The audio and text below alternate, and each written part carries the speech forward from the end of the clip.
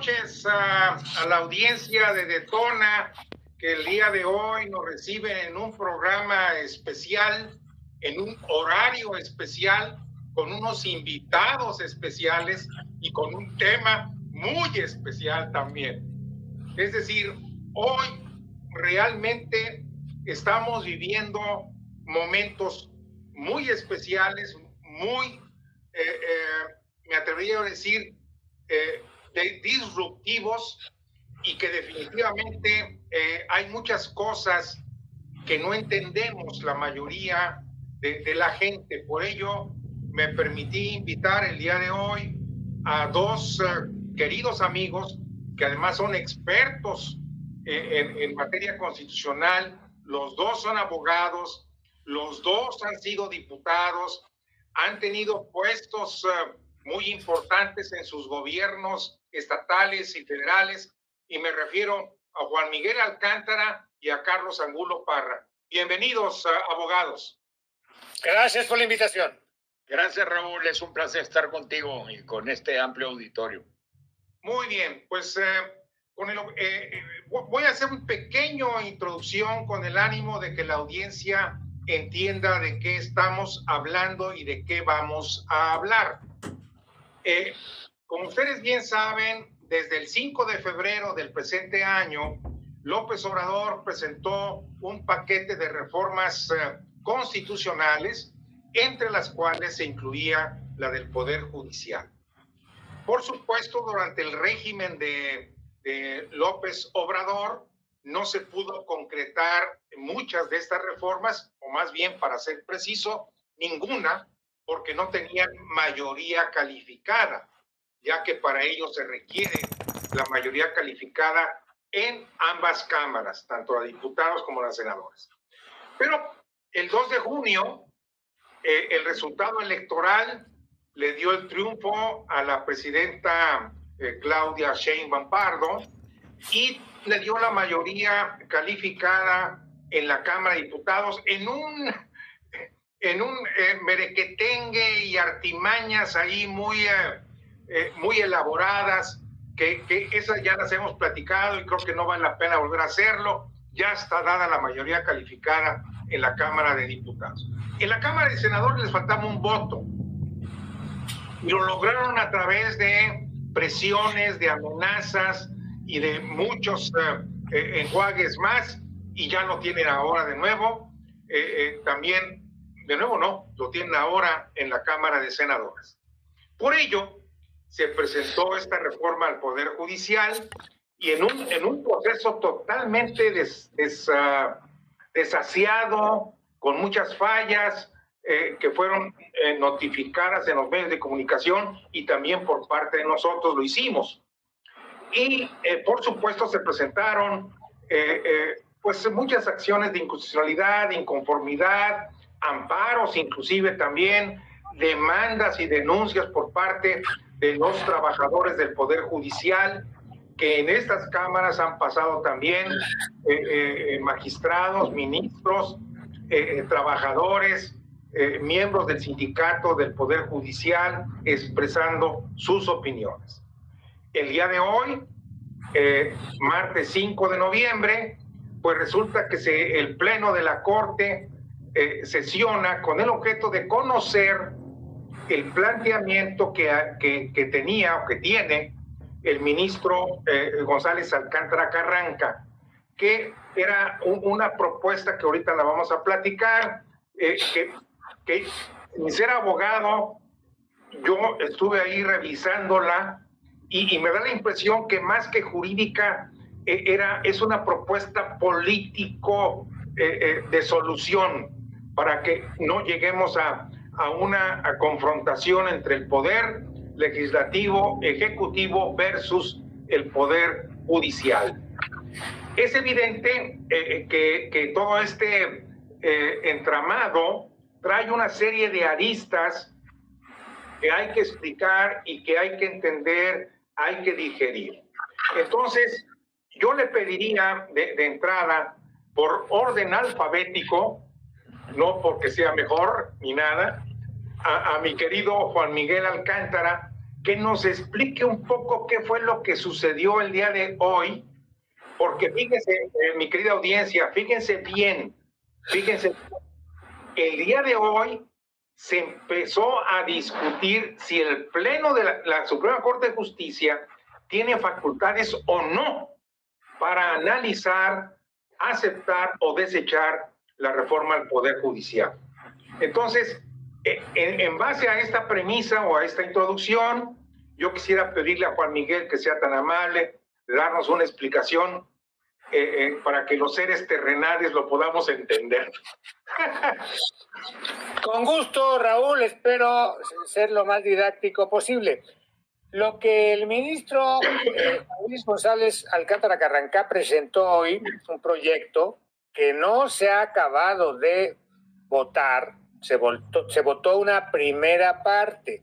Y como bien dices, la primera parte tenía que ver con si la Suprema Corte de Justicia, como uno de los órganos depositarios del Poder Público de México, tenía posibilidades, capacidades, atribuciones para revisar lo que un otro órgano del Estado mexicano, que es el Poder Revisor de la Constitución, podía trastocar algunos de los principios fundamentales. Luego se habló mucho de piedra de eternidad, etcétera, cláusulas de pétreas, si tenía la Corte esas posibilidades. Bueno, fue uno de los primeros aspectos que en el debate, en la discusión de hoy se analizó, si la Corte era competente o no para revisar una reforma a la Constitución.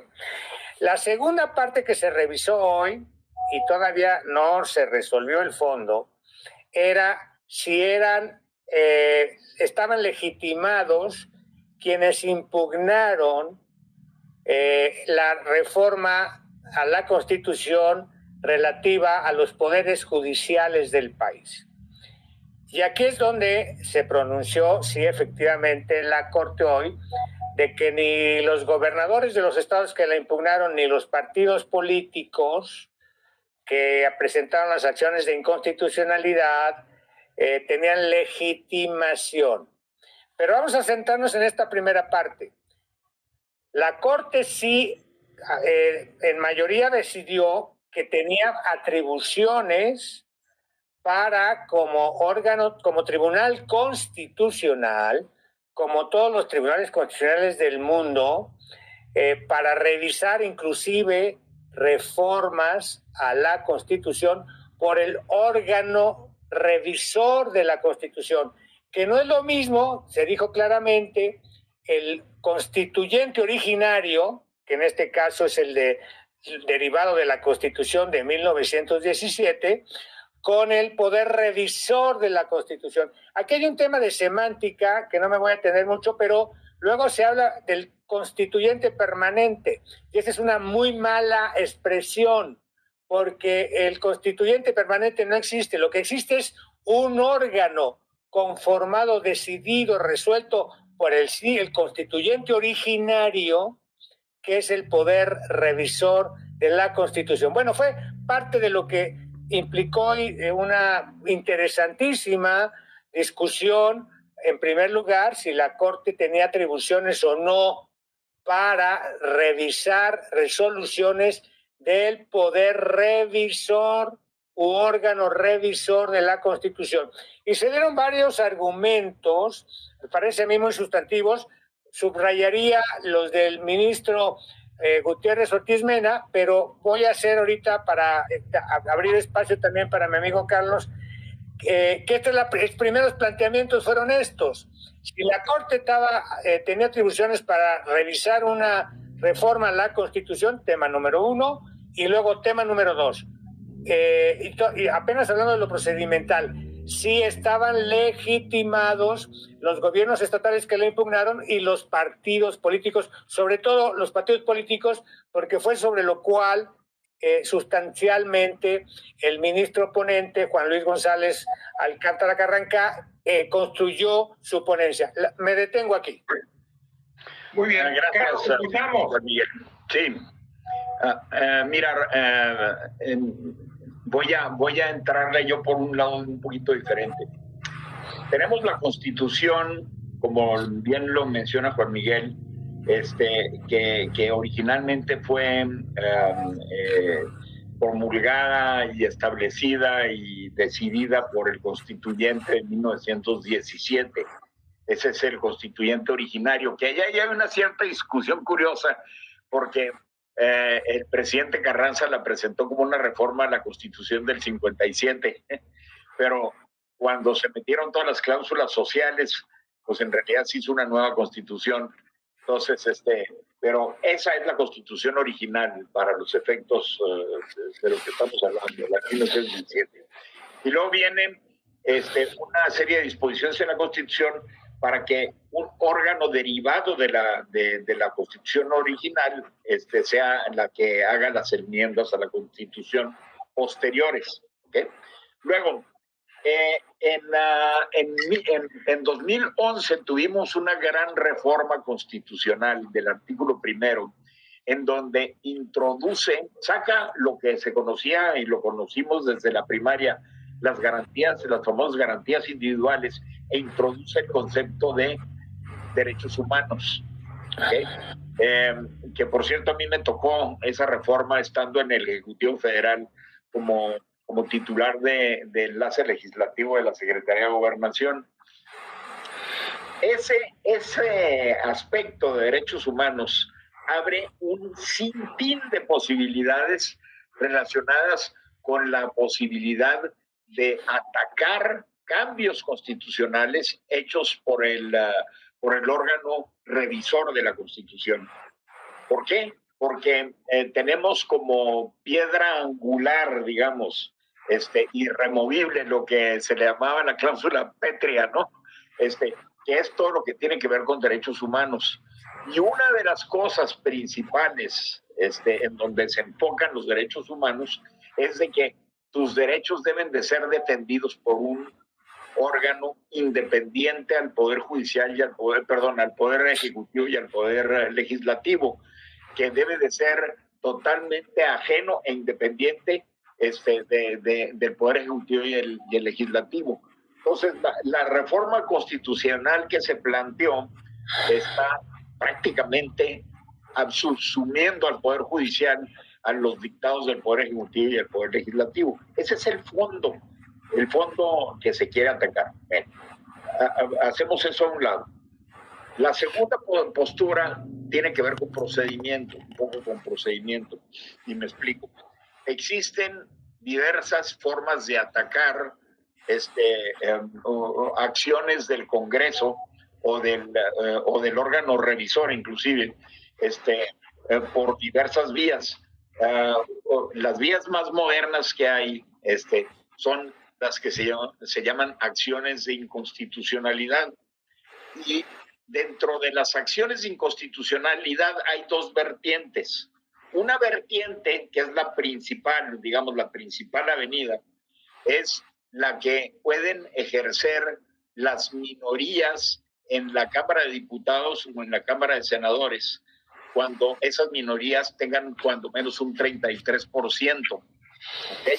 Mismas que no se obtuvieron por estas trácalas que hubieron, que aunque en la oposición haya obtenido más del 40%, redujeron la participación de la oposición a menos del 40%, a menos del 33%. Entonces, las minorías no pudieron ejercer esa vía, ¿ok? Y esa vía, según lo interpreto yo, hubiera sido viable según los criterios de Pérez Dayán para poder atacar estas reformas constitucionales. Pero se utilizó otra vía porque no era posible usar esta vía, porque no había el 33% para poderla ejercer, ¿ok? Que fue la vía también de la acción de inconstitucionalidad, pero ejercida no por las minorías en el Congreso, sino por los partidos políticos per se, por así decirlo, ¿no? Los partidos en sí mismos como partidos políticos. Y esa está restringida a asuntos electorales, ¿ok? Entonces, la discusión que tuvo Pérez Dayán en relación con eso es de que no había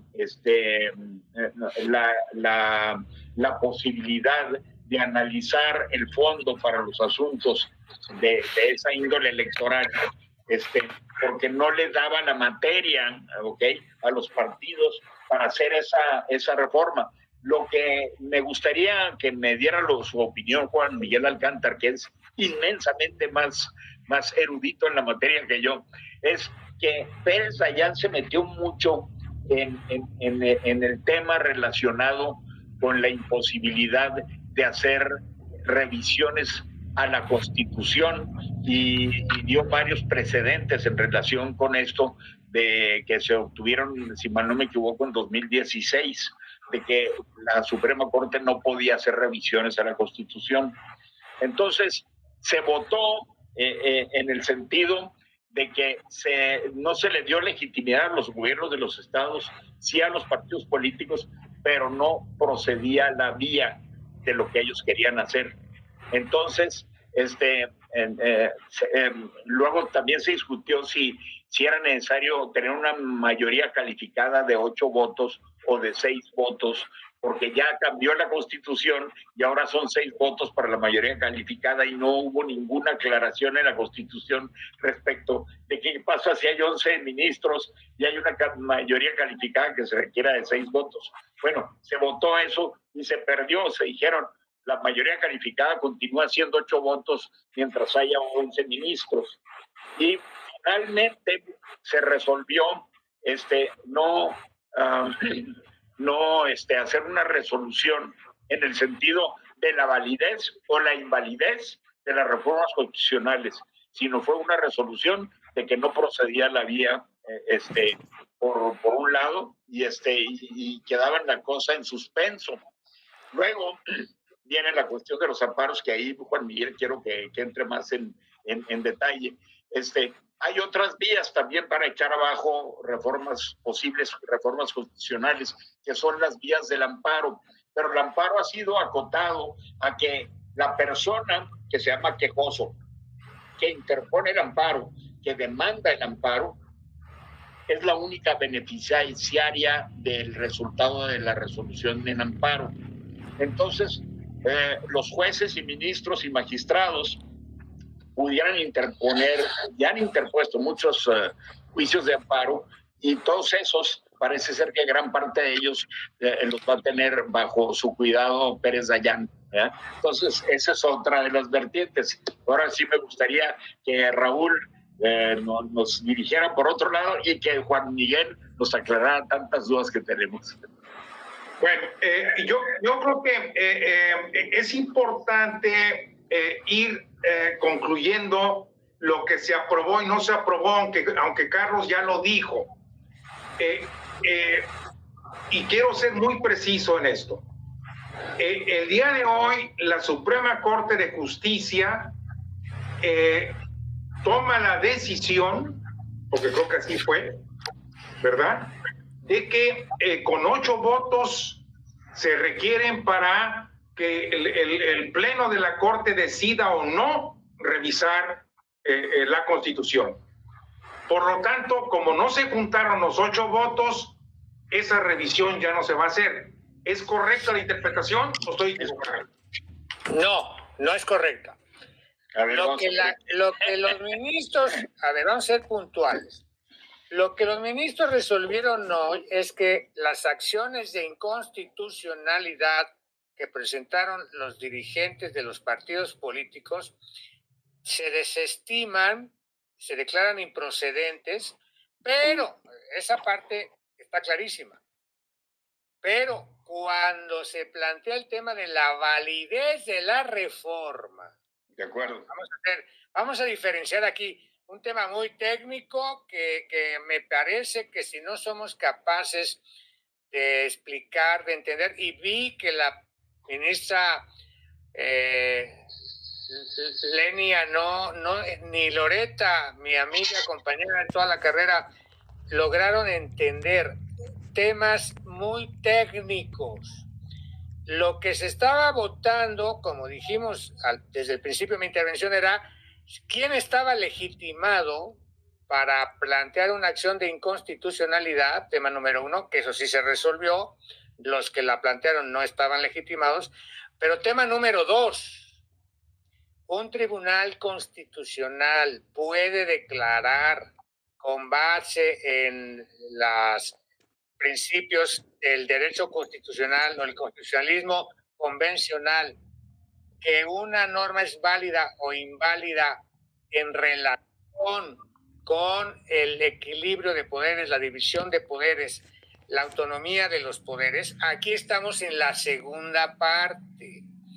Y esta es la segunda parte a la que me refiero, porque ya como que se está generalizando la idea de que, no, bueno, pues ya se perdió la posibilidad de tener autonomía de poderes judiciales, independencia. No, a ver, la Corte apenas declaró una parte en el proceso en quienes no eran legítimos o no tenían capacidad de ser partes activas.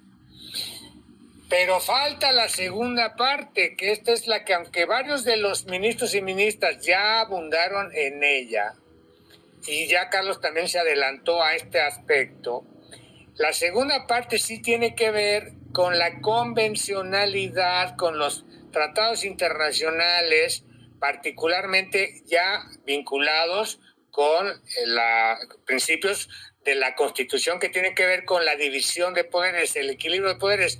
¿Y a qué me refiero ya con esto? Que viene en la ponencia del ministro Juan Luis González Alcántara Carrancá, que donde empieza la violación a lo que no se tocó todavía hoy en la mañana, de principios torales, de cláusulas pétreas o de eternidad, tiene que ver con la destitución, el cese de todos los jueces, magistrados y ministros del Poder Judicial Federal y de los estados. El cese ya en 2 tiempos, unos para el 2025 y otros para el 2027.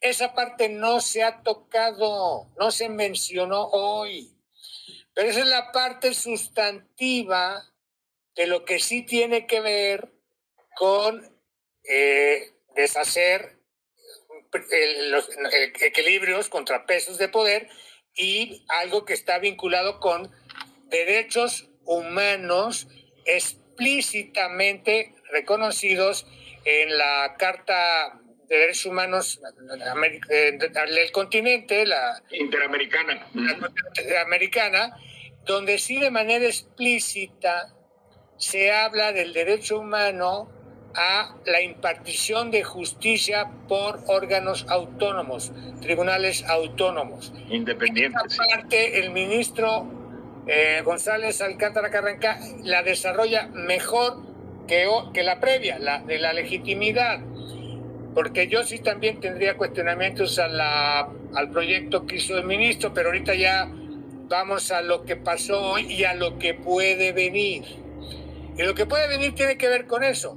Ya entrar a lo sustantivo que hoy se mencionó en desorden en el debate del Pleno, de la Corte, del Tribunal Constitucional, pero que no se abordó en el fondo, porque sí lo preguntaban Lenia y Loreta y Yarmín, ¿y dónde está la violación a los derechos humanos? En otras palabras, precisamente porque a la hora de que cesan a todos los jueces, magistrados y ministros, ahí se está violando un principio constitucional, que era la inamovilidad de los integrantes titulares de órganos judiciales, y esa inamovilidad evidentemente repercute en la independencia, en la autonomía del Poder Judicial. Esto no se tocó hoy.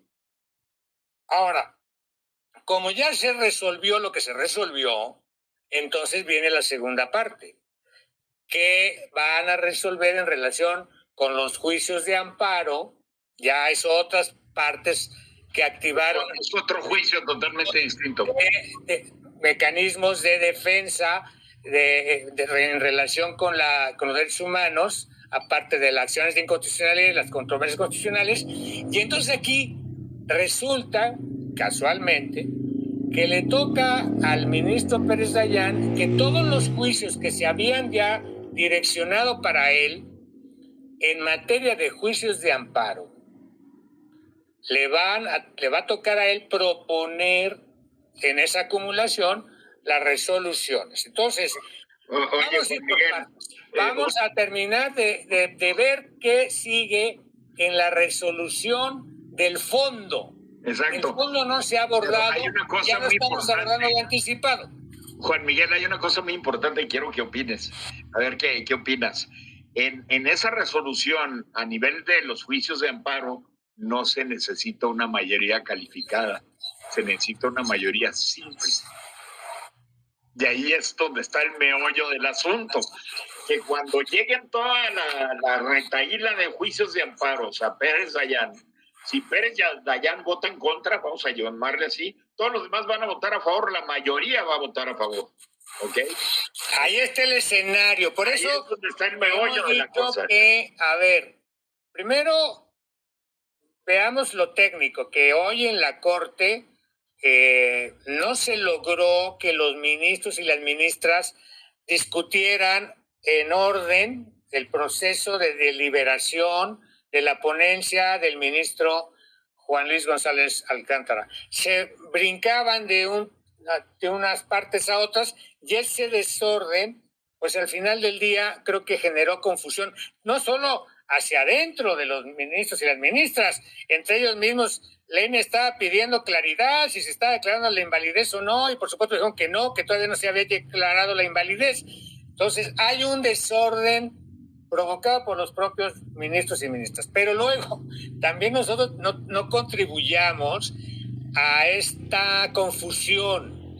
Y entonces hay que esperar todo lo que falta, porque recordemos que los jueces, magistrados, asociaciones de jueces, colegios de abogados se ampararon también contra esto, y eso tiene también un cauce, y ese cauce no está resuelto, y como bien se dijo por el ponente proyectista, el ministro Juan Luis González, a ver, había cosas que con todo y la reforma constitucional publicada ahora en principios de noviembre para que se sobreseyese todo, ahí hay temas que vamos a ver si la Corte acepta que haya retroactividad en los derechos que ya se ejercieron por quienes se ampararon. Y ya hay en los ministros que hoy discutieron este aspecto de la irretroactividad en la violación de derechos humanos, ya hay pronunciamientos.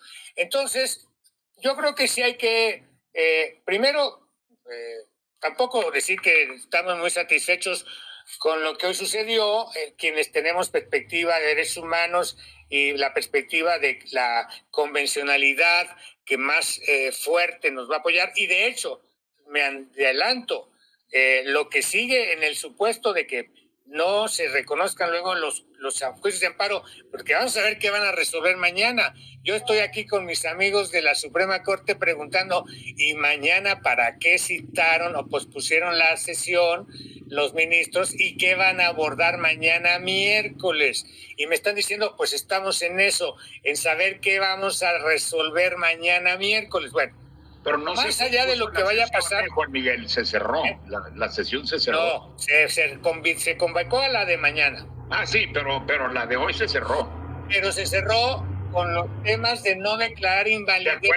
De acuerdo, sí. A ver. Como decíamos en la escuela, tiempo, time, por favor, para poder entender. Muy bien. Esto quiere decir que todas las noticias que se estuvieron difundiendo hoy en la tarde de que la reforma al Poder Judicial va y la propuesta de González Alcántara Carranca no va, es falsa. ¿Es correcta? Es falsa en esos términos. Hay una premisa verdadera, pero ya hay otra premisa falsa y por lo tanto la conclusión no puede ser verdadera. Mira, a ver, entonces, ¿cómo lo resumes? Porque mira, te lo voy a plantear en estos términos. Estoy leyendo aquí en los comentarios de la audiencia que dicen, es que ya la Corte ya falló. Sí, no. A ver. El problema es que no falló la Corte. Déjame decirte, hubiera fallado la Corte si se hubieran obtenido los 8 votos, ¿ok? En un sentido o en otro. Ok. Pero no se obtuvieron los 8 votos en ningún sentido. Al no haberse obtenido los 8 votos, queda en estado de limbo, vamos a llamarle. Queda inamovible la Constitución como está ahorita, pero no está aprobada por la Corte ni desaprobada por la Corte. Queda en statu quo, vamos a llamarle así. Ok, muy bien. Entonces, déjenme tomar el hilo de la última expresión de Juan Miguel. Juan Miguel dice, los amigos de la Corte están ahorita viendo para qué y por qué y cómo y dónde, bueno, el por qué y para qué se van a reunir mañana, ¿verdad? Y eso quiere decir que entonces mañana se va a discutir apenas la propuesta del ministro González Alcántara Carranca. ¿Es correcta la pregunta? No.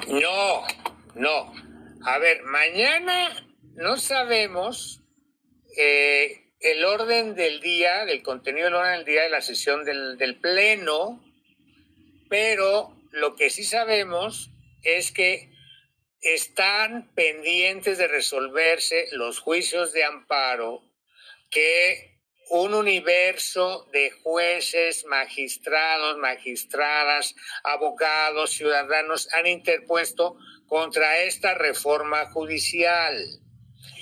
Lo que no sabemos es cuándo, si es mañana o no, se va a poder entrar a conocer un proyecto de resolución del ministro Alberto Pérez Dayán para que se entre a esta segunda parte.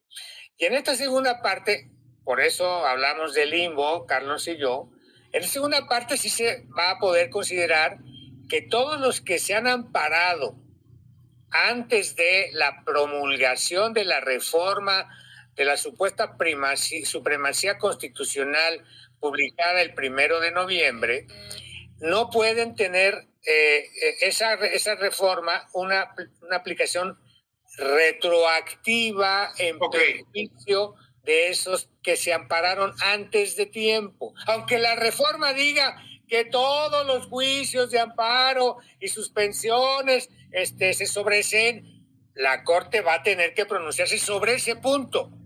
Y aquí es donde tenemos un segundo tiempo. Lo dejo ahí porque tampoco me gusta especular, sino para saber un poco qué pueden pasar las próximas horas o semanas. Ok. Muy bien. Entonces ya para ir cerrando y tomando conclusiones que puedan aclarar la visión de la audiencia y sobre todo que podamos darle seguimiento adecuado. Me queda muy claro de que entrará en discusión las violaciones a los derechos humanos de todos aquellos juzgadores o personas físicas o asociaciones que presentaron sus amparos antes del 1 de noviembre. Correcto. ¿Verdad? Y creo que ese es el primer punto que seguramente se va a discutir mañana. Es correcto. Y no sabemos... ¿Quién sabe si mañana? ¿Quién sabe si mañana o la próxima semana? Y eso va a estar en manos del ministro Pérez Dayán, que tendrá que presentar una propuesta de solución o de lo que sea, y que solamente se puede tomar la decisión con 6 votos, no con 8, sino con mayoría simple, sí. ¿Verdad? Ese es lo primero que creo que podemos concluir. ¿Estamos de acuerdo? A ver, sobre esto último yo no estoy de acuerdo. A ver, la premisa de la reforma que se publicó el 1 de noviembre de que con 6 votos hay mayoría es bajo una premisa mayor. La premisa mayor es que ya solo habrá 9 ministros, no 11. Esa premisa mayor no está dada en este momento, pero en lo anterior que acabas de decir, Raúl, estoy de acuerdo. O sea, para ponerlo en otras palabras, es mayoría simple, independientemente de que sean 8 o 6 votos, es mayoría simple. Me gusta más esa definición. Mayoría simple de los ministros que haya. Muy bien. Okay. Creo que queda más claro con esa definición para no ponerle números y confundir a la gente. Muy bien. Exacto. Ahora, lo del famoso limbo. Pues yo también me encuentro en el limbo. ¿Verdad? Porque ¿en dónde queda entonces la facultad o la propuesta del ministro González Alcántara Carranca? ¿Queda ya en el cajón del olvido o dónde va a quedar ese? No hay resolución al respecto. En el fondo no hubo resolución al respecto. No hubo solución. Exacto. En el fondo. En el fondo. En el fondo no hubo resolución al respecto. Así es. O sea, por más que la ministra Lenia Batres pedía que se declarara la validez de la norma, no se tomó esa determinación. Ni en un sentido ni en otro. Ni en otro. Entonces, ¿qué? Bueno, por eso estamos hablando de limbo o de indefinición o de incertidumbre. Y la incertidumbre va a ser perniciosa, dañina para el país, dentro y fuera. Pero lo cierto es que la Corte no determinó ni la validez ni la invalidez de la reforma judicial. Así de claro. Así de claro. ¡Wow! Lo mismo que pasó en la reforma eléctrica, lo mismito. A ver, Juan Miguel, tu frase creo que es contundente. La Corte, ¿cómo dijiste? No resolvió si era válida o inválida la reforma constitucional en materia de los poderes judiciales del país. En eso no entró hoy la Corte. No entró en el fondo. La reforma al Poder Judicial. Sí, no entró en el fondo. Muy bien. Caracoles. Entonces, toda la difusión que se hizo durante la tarde y hace 2, 3, 4 horas, ¿es fake news? Sí, pero vas a ver mañana la presidente, Claudia Sheinbaum va a decir, ya ven, esta reforma queda firme y que quién sabe qué, etcétera. Pues no es cierto. Está por verse todavía. Está por verse, sí.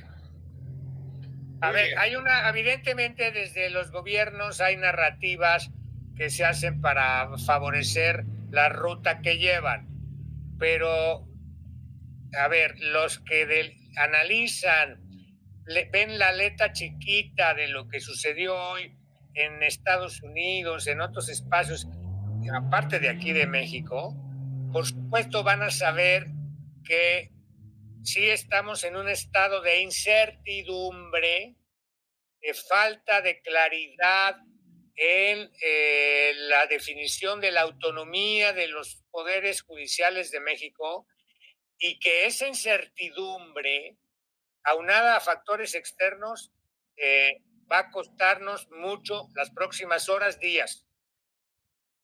Ok. Definitivo. Ok. Desde el punto de vista de la narrativa del gobierno, va a ser una narrativa triunfalista. Exacto. Pero desde el punto de vista del análisis serio, severo, concreto, va a prevalecer la incertidumbre que sobre la división de poderes y la autonomía en este caso. Así es.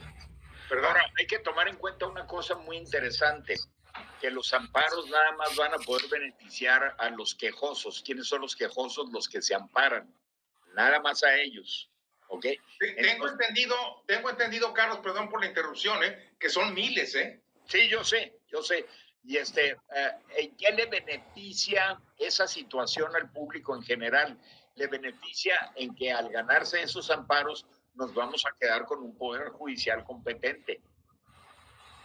Ok.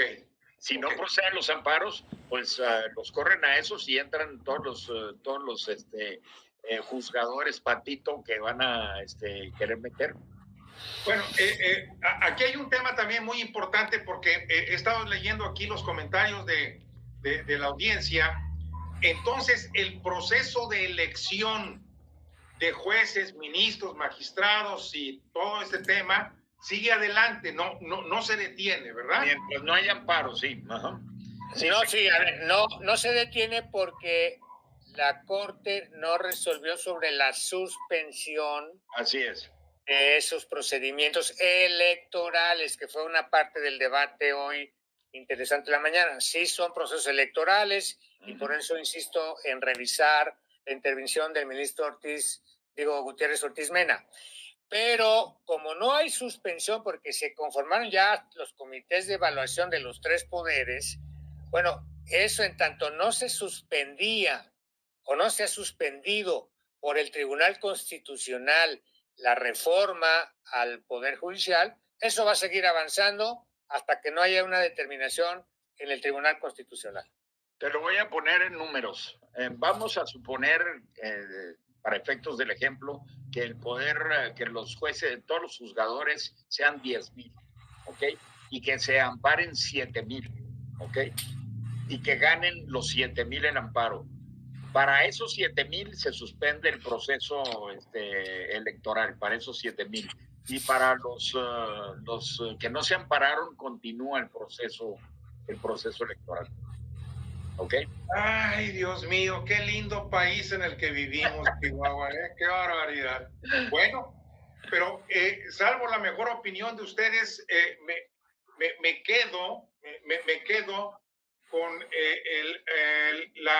el comentario de ustedes de que esta indefinición de la Corte el día de hoy, porque quedó en el limbo la falta de decisión en esta materia, en lugar de aclarar las cosas, va a provocar todavía más confusión. Ya lo está provocando,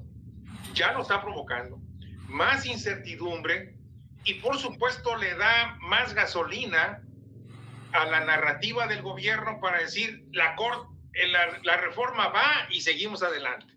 Exacto. ¿Verdad? Mira, aun si la Corte hoy hubiese resuelto que sí era legítima estaban legitimados quienes plantearon las acciones de inconstitucionalidad y hubiese entrado al fondo y hubiese resuelto que era contrario, había un tema de legitimación para invalidar las reformas a los poderes judiciales. Aún en ese escenario habría claro, estamos planteando choque de poderes, crisis constitucional agravada en un escenario y en el otro se iba a dar. Yo cerraría mi comentario con la idea de que lo que el ponente, el ministro Juan Luis González Alcántara Carrancá, propuso era precisamente construir un puente, una posibilidad de diálogo entre la Suprema Corte del Poder Judicial y los otros poderes. Esto no se logró, pero vamos a dejar ahí también en suspenso si en las próximas horas la gente que hoy no se ve que pese mucho sobre la presidenta, pese más. Yo escuché la última entrevista del ministro Juan Luis González Alcántara con Azucena Uresti, y él insistía, apenas hace unas horas, él insistía en que esperaba que la presidenta, la que conoce muy bien, lo dijo así, porque además él dijo, yo traje a los abogados que apoyaron al entonces jefe de gobierno López Obrador para defenderse del desafuero, etcétera, etcétera. González Alcántara acaba de decir con toda claridad que él ha venido apoyando a López Obrador y a la 4T y a Morena de tiempo atrás. Entonces, también esto hay que resaltarlo. Él estaba desde la óptica, la perspectiva de construir puentes desde el Poder Judicial con la presidenta y con los líderes de Morena. Habló de que buscó a Monreal, habló de que ha tenido intentos de comunicación. Entonces, yo quiero pensar, sin ingenuidad, sin ser naif, que haya en las próximas horas, como lo dice el propio González Alcántara, capacidades para revisar hacia dónde va el país, y hablemos de lo que está pasando ahorita en la selección de Estados Unidos y de cómo darnos certidumbres, Raúl. Ahí lo dejo. Si alguien está cerca de Morena en la Corte, hoy, con el poder de influencia, más que Loretta Ortiz, más que Yasmín o más que la Lenia, es el propio González Alcántara. Él está cerca de ellos. Totalmente de acuerdo. Muy bien. Pues, caray, mis amigos Juan Miguel y Carlos Angulo, les agradezco muchísimo, de veras muchísimo, porque, y qué bueno que hicimos este programa después de unas horas de lo que sucedió ahí en el Pleno de la Corte, porque esto nos permite aclarar muchos puntos que andaban en el aire y ya prácticamente mucha gente se estaba flagelando y prácticamente comprando la soga para colgarse y otros para latiguear y tantas cosas más. Les agradezco mucho, les mando un abrazo y igualmente. Debo decirles que esta plática no ha terminado. No, esto seguirá. Yo creo que nos vamos a tener que volver a reunir en cuanto haya información más sustancial de algo que pueda suceder, pues me voy a permitir convocarlos para continuar esta conversación. ¿Les parece? Muy bien. Claro que sí. Buenas noches. Muchas gracias. Buenas noches. Gracias. Gracias.